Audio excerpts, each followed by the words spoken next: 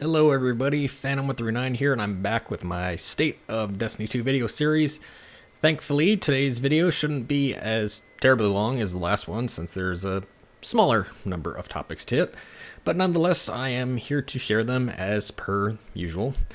Today we're going to have the recap of Season 16, my first impressions of Season 17, and some thoughts on a few parts of the game that I see as problem areas going into the future.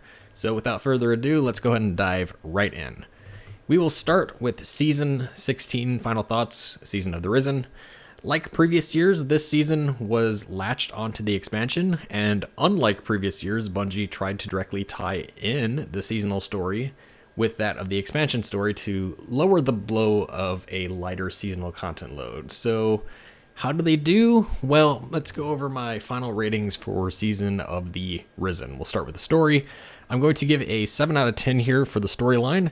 The storyline of the season involved working with Caiatl and Saladin to investigate what the Lucent Hive were doing outside the throne world.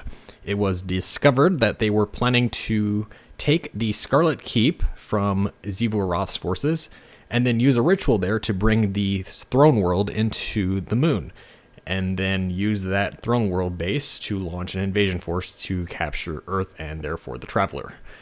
While this happened, we got a look into Saladin's backstory a little bit with a really nice cutscene, and then had a little bit more development of the Crow character, which then climaxed with an interaction between these two and Saladin. The story wrapped up in a 3 to 4 week period, which was very short, unlike previous seasons where the story continued throughout and usually had about 8 weeks of a storyline. We did catch a few hints throughout the season as to what was going to occur in Season 17. Big props to the person who actually pointed out the whole Leviathan theme song inside the helm that kind of threw a bone to us. But I feel like the quick wrap-up made things feel a bit dry later in the season. For endgame, I rate 5 out of 10 here. Season 16 introduced the new raid, Val the Disciple. I covered this in my last video, so not too much to talk about there. We also had 3 brand new Throne World Pinnacle sources. The Grandmaster Nightfall rotation in Season of the Risen was absolutely brutal in my opinion. Addition of the new acute burn modifiers and a selection of really difficult strikes, I did not really like it at all. I feel a strong distaste here that the game's pendulum is swinging way too far to the hardcore side, and things need to take a serious tone down. We had a very good balance with Season of the Lost. I feel like we need to get back to that, so please move away from that. Now, Master Val the Disciple, they cut the power requirement of Master Raids and Dungeons by 10 points. This was a good decision, but I feel like the whole concept of champion fatigue is really starting to settle in, and especially given the fact that some of these champions are excessively overpowered and need to be nerfed. I talked a bit about them in my previous videos when I had a Champion 2.0 section. That was the September video from last year.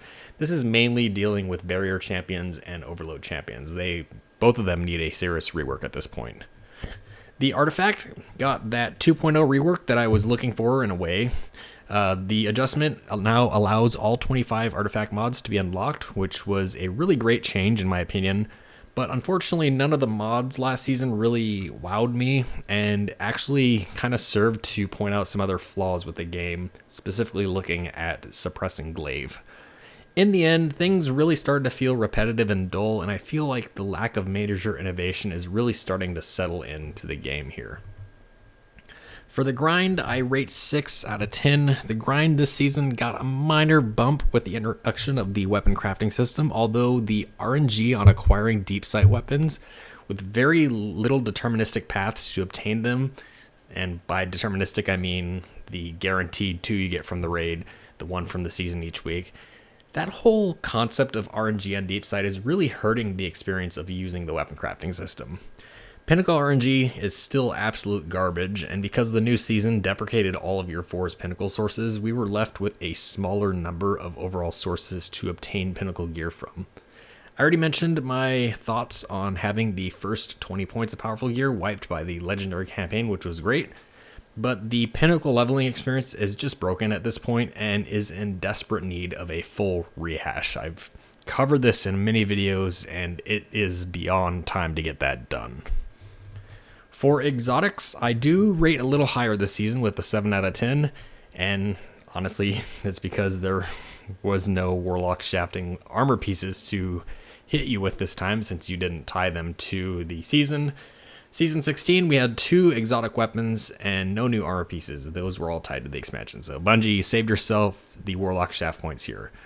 The new exotics were a step in the right direction. However, for armor, I will definitely give you that much.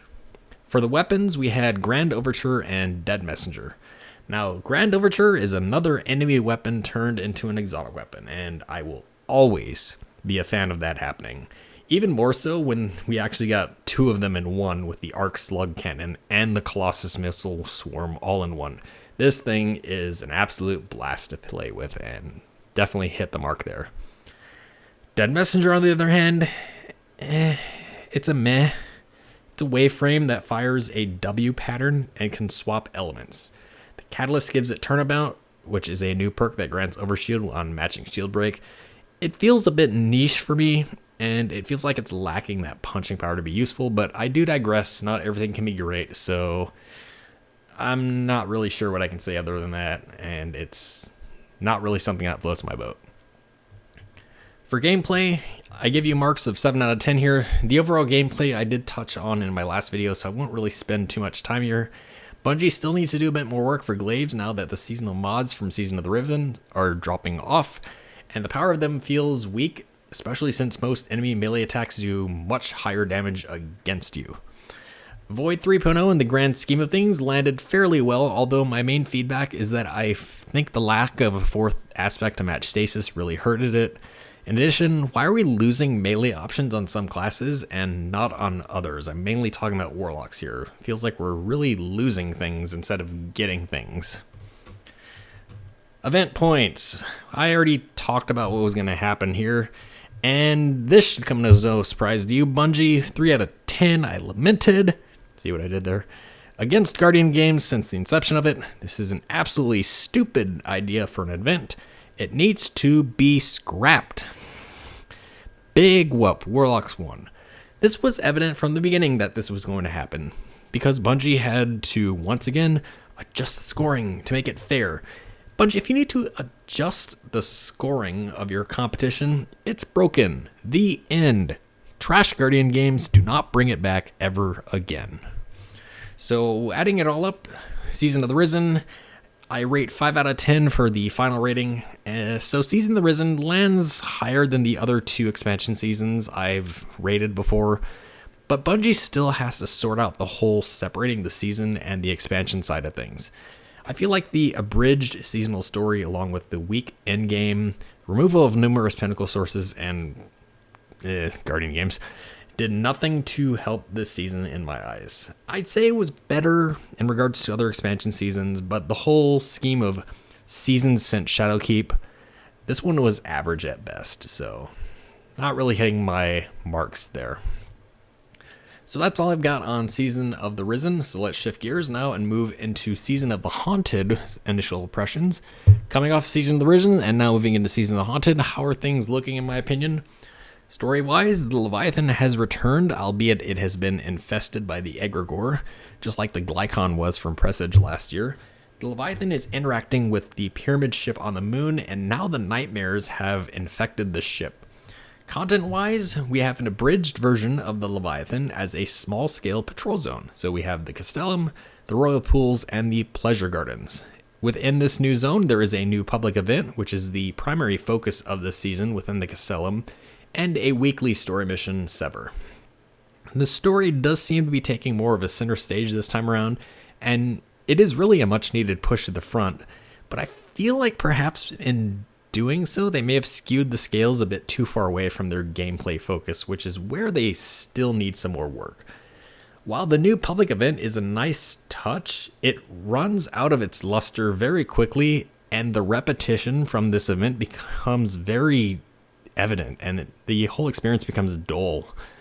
Now, I do like the addition of a small-scale patrol zone as the seasonal content, but I really feel like the small side of it hits home my criticism here. The Leviathan is much larger, and we had so many more areas in it that could have been included, or maybe even used as a lost sector, for instance. Imagine if you had all three of the original Leviathan raid zones in the patrol space. So that would be Leviathan, Eater of Worlds, and Spire of Stars. Some of the harder to reach spaces could then be lost sectors. So like the Eater of Worlds and Spire of Stars boss rooms, for instance, could be lost sectors. That would have been so much more impressive.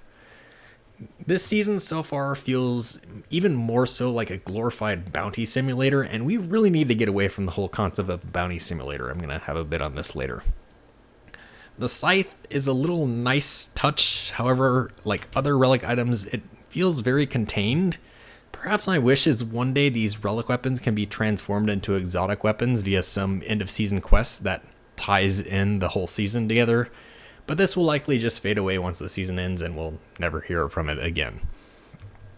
Alright, Solar 3.0. That was the element of the season. And it feels a lot less complete compared to Void 3.0. One of my primary criticisms about Void 3.0 that I shared in my last video was that it made the element feel incomplete compared to the original version of Void we had. Solar feels even more incomplete. Warlocks especially completely lost out on Bottom Tree Dawnblade, and that was honestly the best part of Dawnblade in the game. Most of Middle Tree was gutted. The melee options feel incredibly limited by the updates.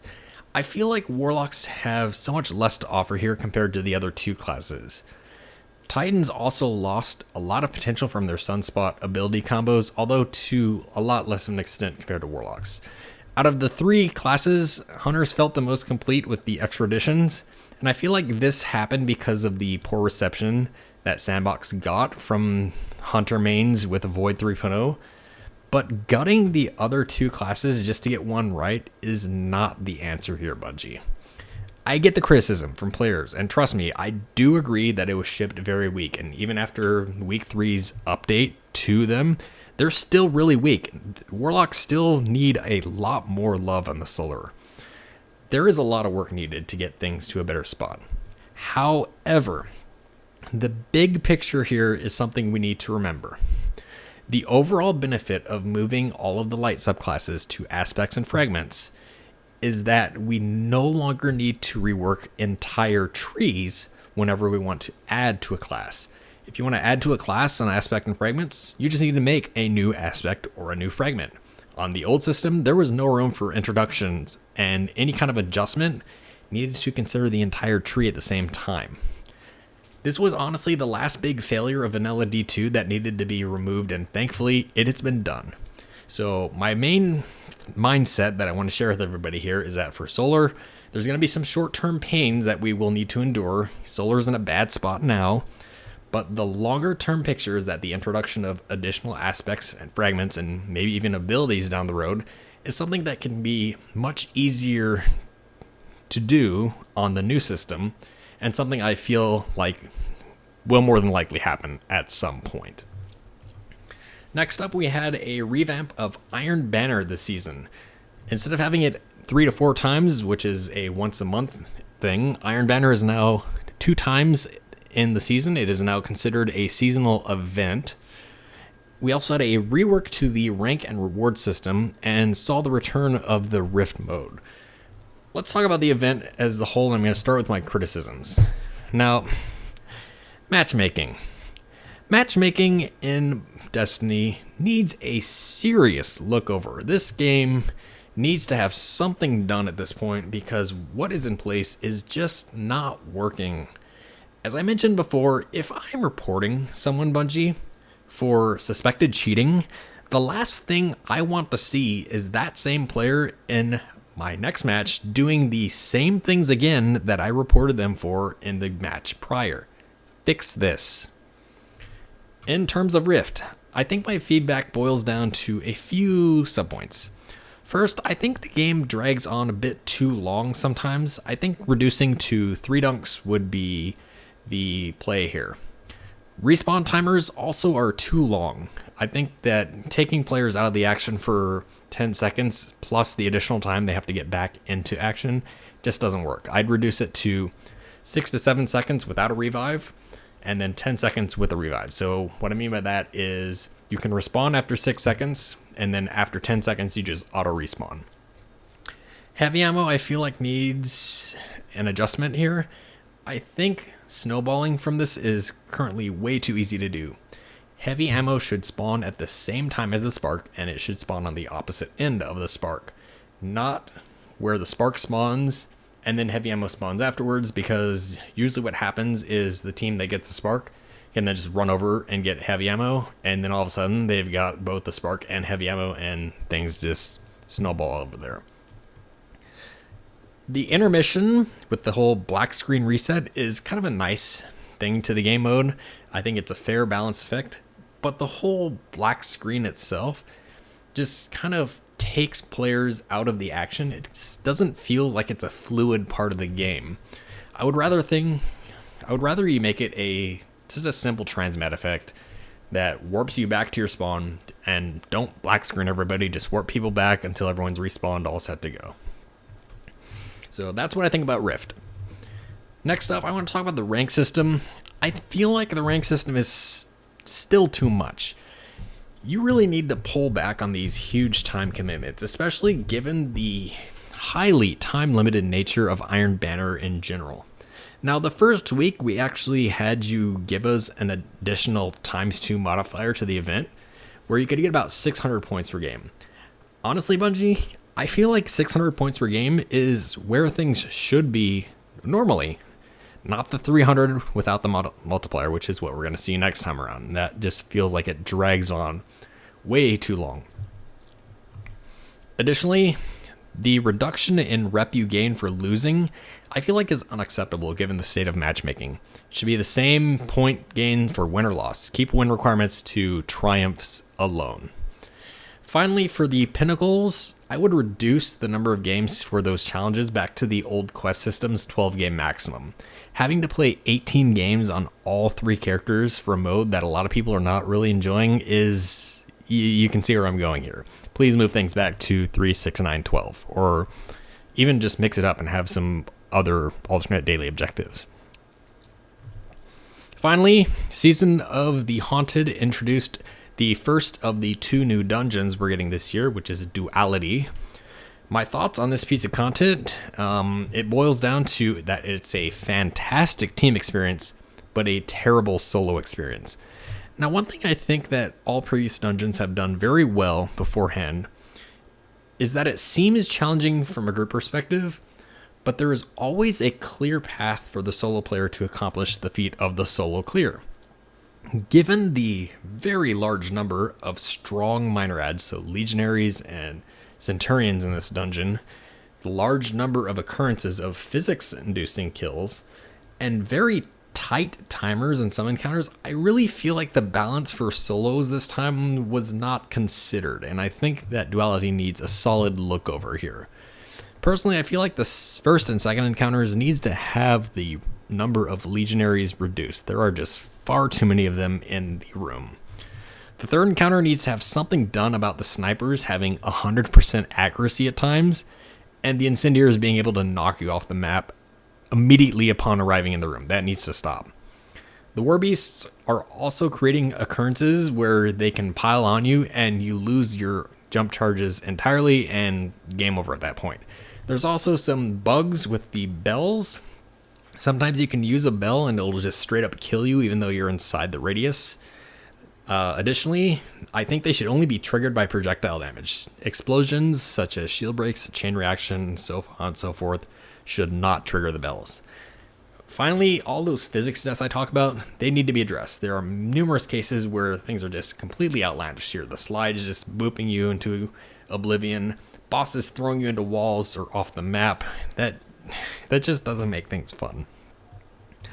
Barring those criticisms, the environment and the mechanics of the dungeon, in my opinion, are fantastic. They're fun to engagement. I will admit, we personally did get caught up with the whole you need to be in the other room before shooting the bell in the first boss fight, and that one actually we only happened to catch by a complete mistake and a chance, so the fact that that happened, Bungie, definitely give you props on that. The dungeons are starting to feel more like mini raids, and I can definitely respect that. In terms of master for the dungeon, it's just a power bump with more champions, and I really don't want to see that anymore in Destiny. This goes back to the whole champion fatigue thing I mentioned before, so I really hope something can be done in the future to move things away from just adding more champions and calling it master mode. Also, Bungie, I'm not a fan of us getting this massive weapon crafting push with the Witch Queen, having all of the raid weapons from Valor Disciple be in there, and then we get this new dungeon, and the new dungeon weapons are not a part of it. Please revisit this. I'm going to have a little bit on weapon crafting here in a bit as well. Other than that, though, I love the new dungeon weapons. The armor was a bit meh this time around. I collected all the pieces just to get the badge, but I'm probably never going to use them, to be honest, Bungie.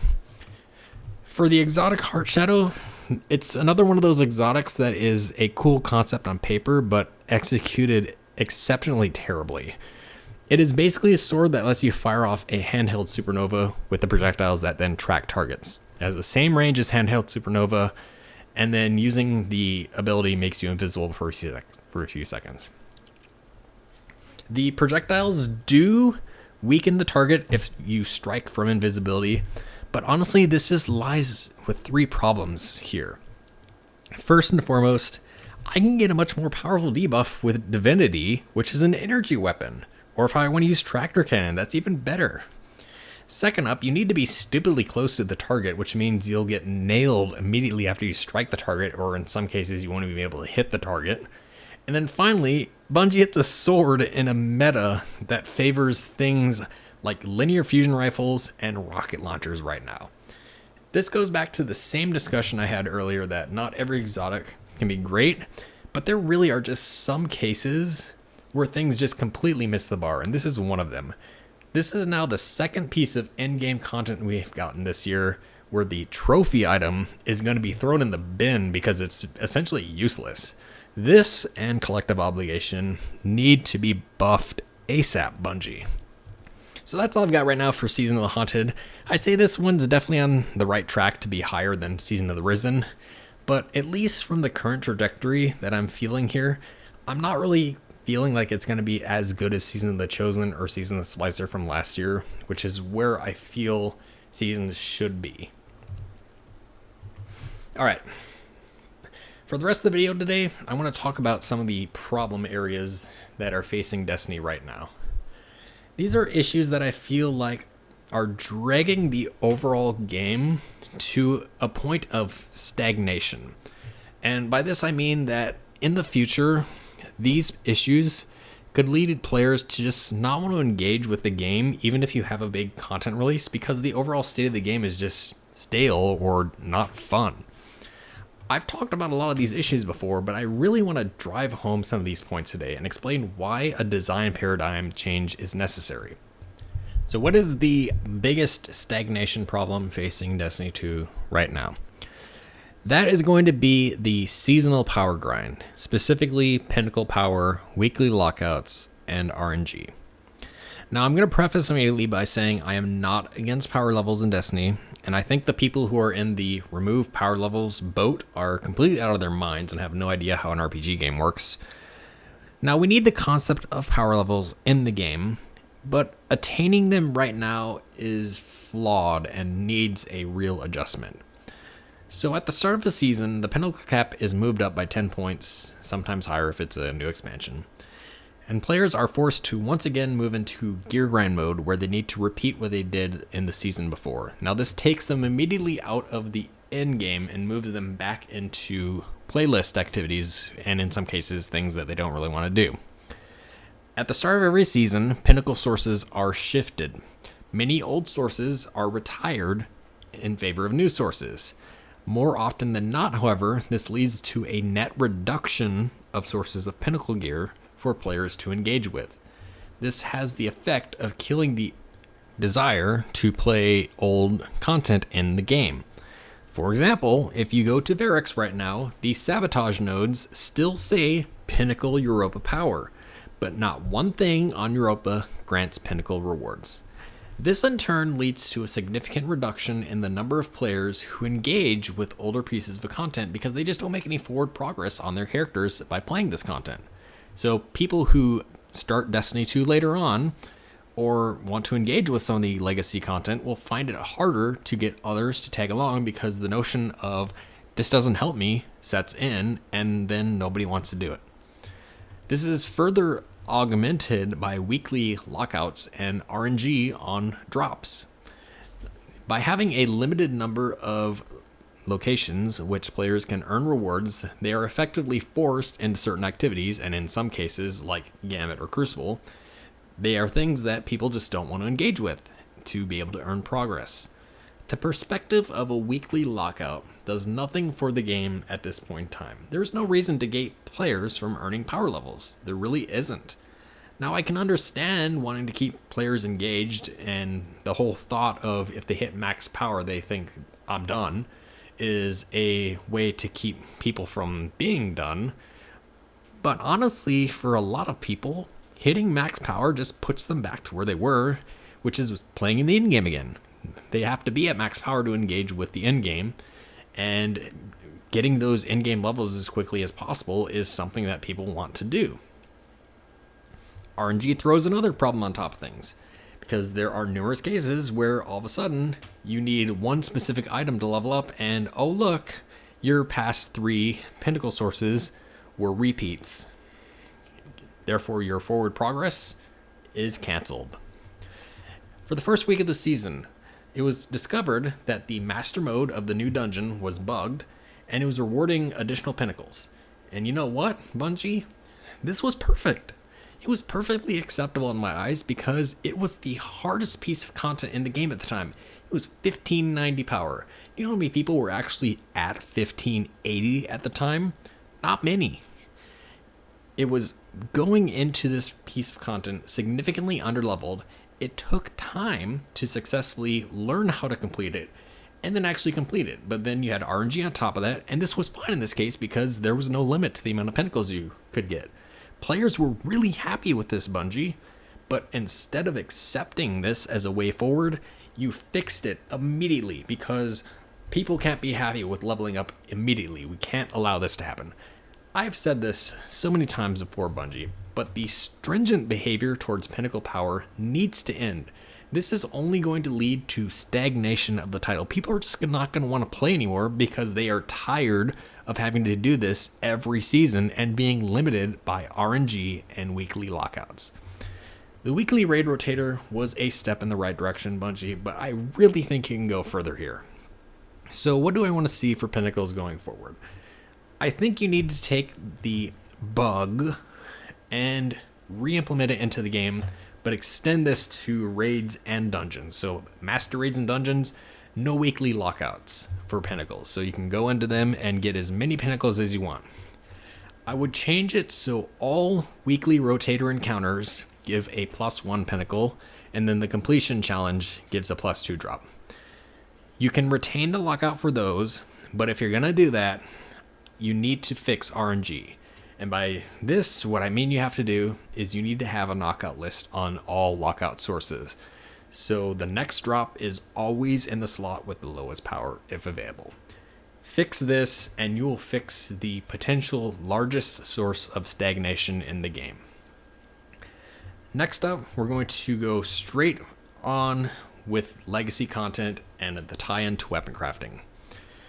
Legacy content in Destiny is something that you need to deal with because what happens when you launch a new expansion or season is you push everything else to the side in terms of relevance. It no longer awards forward progress while the new content is moved to the forefront. The problem you create here, and I've mentioned this in numerous videos before, is that since most players are forced into certain pieces of content or they are then focused into those pieces of content, the numbers drastically fall off in the older pieces of content. You use the numbers argument for vaulting old content. But did you ever sit back, Bungie, and ask, I wonder if people aren't playing this because they aren't making any progress? Suddenly things should start to become that much more clear, Bungie. I can understand wanting to have people engage with your new content. After all, you spent the time making it. But you don't need to kill off the old content at the same time. I made the point earlier how Europa still has the Pinnacle Rewards Sabotage quest, but doesn't offer Pinnacle power. I don't think the game needs to be saturated with Pinnacle sources if you fix the Pinnacle RNG, as I just mentioned, but there should still be some relevance to the old content in the game.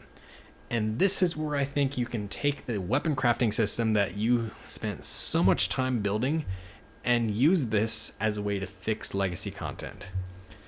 Now, this may take a bit of work, but this is going to be something that can really help you in the future, Bungie.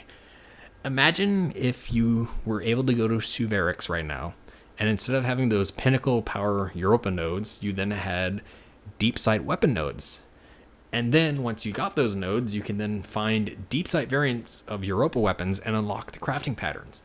Guess what? Suddenly people have a reason to go back to playing legacy content on Europa as a side activity once they have their power. Val the Disciple did it partially correct. By this I mean all the raid weapons could be crafted. There was a means, a deterministic path to get them. But please make it so the Deep Sight variants can also work with adept weapons, because I'll talk about this in a bit. There's kind of a whole debacle of them. I would love to see the whole concept of craftable raid and dungeon weapons be applied to all legacy raid and dungeons as well. Again, I know this will be a bit of work, but it's really something that you should do.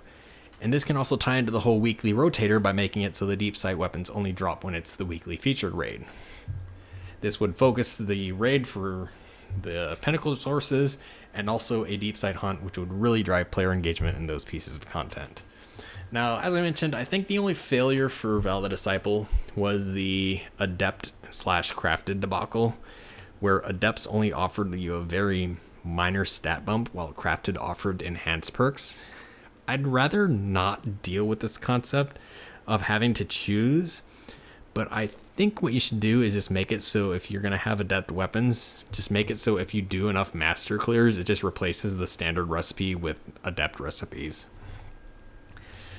Alright, stagnation point number 3, champions. I've talked about champion fatigue a couple times now. I had a discussion last September about a champion 2.0. We've now had multiple occasions where seasonal champion mod selections have been atrocious to the point where you've actually had to use exotic weapons to offer benefits, and then by doing so moved them to be best in slots like Arbalest. As a shake-up tool, I do not think this is a good idea, Bungie, because eventually the whole concept of whether or not I want to use an exotic in the endgame is going to boil down to two things. One, is there a champion mod in the season that allows me to use another weapon? And then two, if there's not, does the exotic I want to use have a champion stun? If the answer to that question is no, then that exotic's not going to be touched in the endgame, Bungie. This is not a good design decision, and it makes the game feel dull and boring when loadouts are forced into small checkboxes because a certain champion or shield type needs to be covered. This is why I pitched Champion 2.0 last September in my video, where you move champions away from being these unstoppable killing machines that must be stunned to kill them, back to stronger tier enemies that can be dispatched more quickly with stuns, but you can still kill them without needing to stun them. It just requires a bit more effort. This mainly comes about by tuning or removing health regeneration from barrier and overload champions, increasing the damage unstoppables take without a stun, and tweaking stun effects to actually work with stasis. The Lucent Hive were a great way to test the waters of an in-game without champions, and it was actually fun.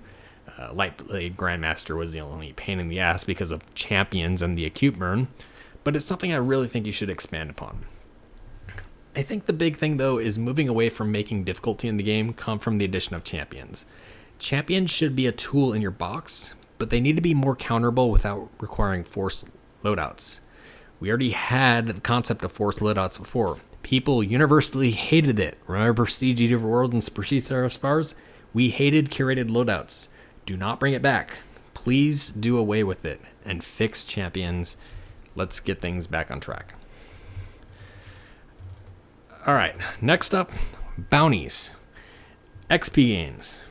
I've touched on this a few times, especially when it comes to the events being glorified bounty simulators, but I really feel like bounties need to be toned down a bit in the grand scheme of things. Playing activities in the game, such as strikes, raids, lock sectors, they should offer you so much more XP And time-wise, they should be the most efficient way to earn levels, not bounties. Unfortunately, bounties are still the best way to earn levels in the game. Now, seasonal challenges were a way to kind of address this problem on the larger scale weekly bounties, and for the most part, it's worked. But the overall problem of the gameplay itself still being focused on bounties needs to shift. I should want a reason to go farm strikes or run some lost sectors instead of logging in and saying, let me go grab 30 bounties and just focus on doing them instead of playing the game. It takes away from the core experience, Bungie. Please do something about this. Finally, the last bit of stagnation thing that I think you can really do pretty quickly is the thing you started in Season of the Lost with the Ritual Weapon Ornament grind. In Season of the Lost, you moved the Ritual Weapon Ornaments to require 2 full reputation resets. You need one to get the weapon, and then an additional reset to earn the ornament itself. The problem is that the reputation gains have been so abysmally slow that the only way you could viably earn your resets was to play on the double reputation weeks. And then at this point, you feel rushed to get your resets done in time. It's not working, Bungie. It's even more so of an issue with Gambit, which is still plagued with its own set of problems and just makes the slog feel completely mind-numbingly terrible. It makes my interest in playing the game further drop astronomically. It was so bad that I almost skipped it last season, but changed my mind in the last minute. I really want to see 2 things done. First, I want to see reputation gains across the board be normalized to legend higher Nightfalls. Right now, the amount of time it takes to complete a Vanguard reset using Nightfalls is perfect. I can complete 9 Master Nightfalls with a 5 streak, and I'm done. Crucible and Gambit really needs to start getting in line here. Now, strikes take a little longer than Crucible and Gambit, so I feel like the point gain should not be as much. But the gist is that earning reputation should go much more quickly compared to where we are now. Second, get the ornaments out of the reputation tracks. Go back to where we were before, but kind of in a hybrid sense. Make it so earning the ritual weapon is tied to the first reputation reset, but then once you have the weapon, go back to the quests to actually earn the ornaments themselves. This was a much better system, and I'd love to see it back. So that's really all I've got for stagnation points, and that's actually going to do it for today's video. As I said, not too much to cover for me today. Just some thoughts coming out of Season of the Risen and going into Season of the Haunted. And I really hope Bungie can strive to start innovating more going into Lightfall's companion season next spring. I want the expansion in the season to feel like separate entities to keep my engagement going. We talked about some of those big problem areas today for stagnation. I've been hammering on these for a long time, and they really need to start being focused on, Bungie, because they're starting to have a real stagnation effect on the experience as a whole. If you just leave these to go, it's going to reach a breaking point eventually where a new content release will actually get a similar reception to Curse of Osiris, even if there's a healthy amount of things to do, because they just don't feel fun to do. So please, Bungie, please fix it. That's all I've got to say. So that's going to do it for today's video. Now, I know, it's been a while since my last video, but hey, PhD life, am I right?